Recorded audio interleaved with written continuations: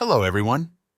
In this video, I'll guide you through the steps to enable thumbnail previews for PSD files in Windows 11. If you've noticed that thumbnails for PSD files don't appear by default when you open a folder, you're not alone. This can be frustrating when you're trying to quickly identify your files. Fortunately, there's a simple fix, and I'll take you through it step by step.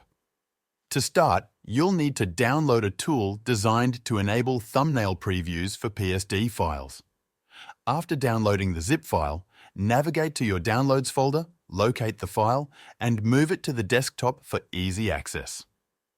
Once it's on the desktop, right-click the zip file and select Extract All to extract its contents. In the extracted folder, look for the setup file needed for installation. Double-click this file to launch the installer.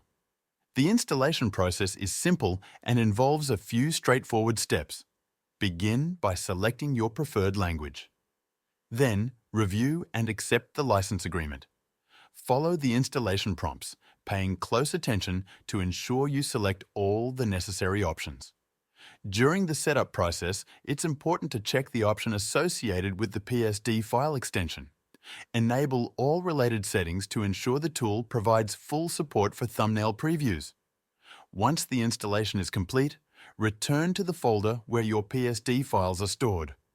You'll notice that the thumbnails now display correctly, allowing you to preview the contents of each file without needing to open them individually. And there you have it.